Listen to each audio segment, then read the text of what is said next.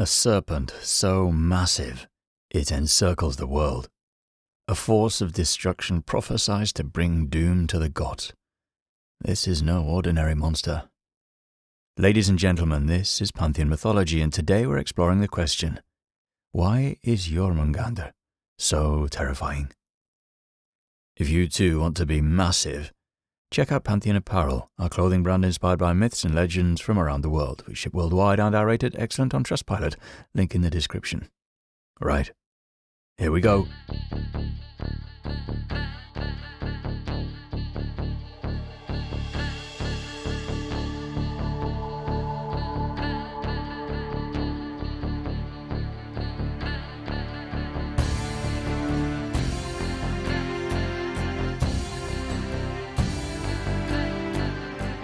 Jörmungandr wasn't just born, he was a problem from the very start. His father, Loki, wasn't exactly known for playing by the rules, and his mother, Angrboda, was a giantess from Jotunheim, a realm already teeming with beings the gods feared. But even by giant standards, their children were monstrosities. Jörmungandr had two infamous siblings. Fenrir, a wolf so powerful that the gods had to trick him into chains, knowing that one day he would break free and kill Odin himself.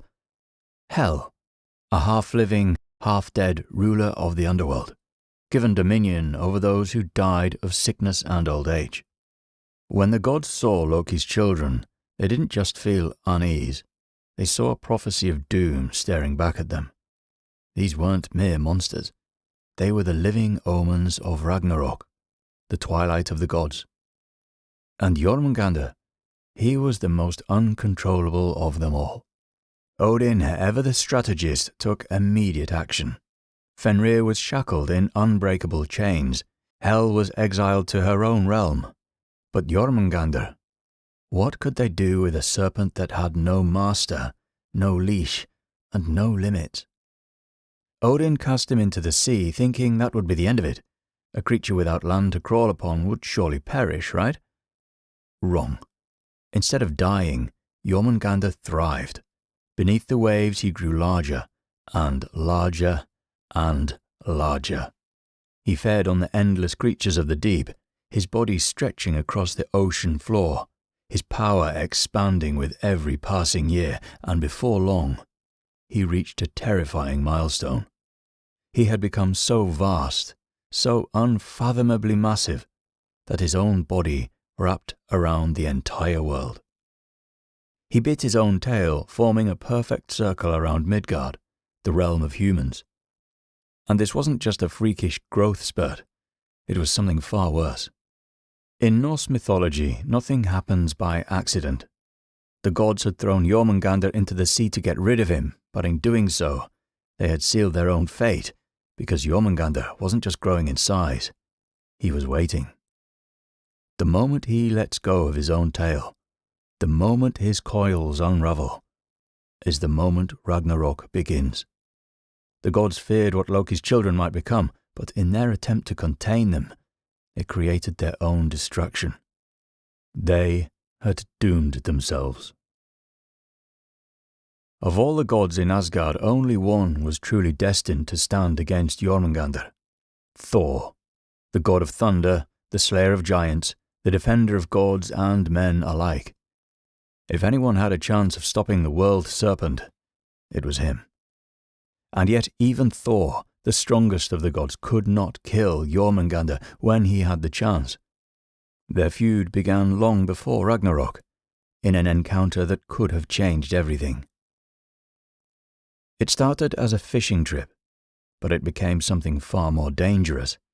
Thor had travelled to the land of the giants, and while there, he set out to sea with a giant named Ymir. But Thor wasn't interested in catching fish, he had a much bigger prize in mind. As bait, Thor used an ox's head, hooking it onto the strongest fishing line he could find. He cast it into the waters, knowing exactly what he was trying to lure. And then something bit. The sea churned, the waves rose, and a shape emerged from the depths. Jörmungandr. The serpent's body rose so high it blotted out the sky, his scales gleaming like iron, his eyes burning with malice. He had taken the bait, but Thor was ready. With both hands he gripped the line and pulled with all his strength. The boat rocked violently as the god and the monster struggled against each other, and then Thor reached for Mjolnir. With a single swing of his hammer, he could have ended the serpent then and there. He raised it high, preparing to strike. But before the blow could land, Hymir cut the line. Some sources suggest that the serpent thrashed so violently that it broke free, while others claim Hymir cut the line out of fear or the need to protect his boat. The serpent crashed back into the waves, sinking beneath the ocean once more. Thor, furious, turned on Hymir, his rage barely contained. But it was too late. The chance to destroy Jörmungandr before Ragnarök was gone. And both Thor and the serpent knew it. The battle wasn't over. It had only just begun. The end begins with the shaking of the 9 realms. The sky is torn apart. The great wolf Fenrir breaks free, and fire consumes the world as Surtr marches forward. And then, from the depths of the sea, Jörmungandr rises. He uncoils from Midgard, his tail finally released, and with him comes the final storm. The ocean surges behind him, swallowing the land, and he moves toward his destiny, toward the one god who has always been his greatest foe, Thor. The god of thunder meets the serpent head-on at Vigrid, the battlefield of the gods. This is no mere skirmish. It is a war between 2 forces who have always been bound to one another. The Stormbringer and the World Serpent. Jörmungandr strikes first, lunging forward with his fangs bared, but Thor is faster. Mjolnir crashes into the serpent's skull, sending tremors through the battlefield. The earth splits beneath them, the heavens roar with thunder, but Jörmungandr does not fall. He thrashes, his body coiling and snapping, his fangs dripping with venom that no god could survive.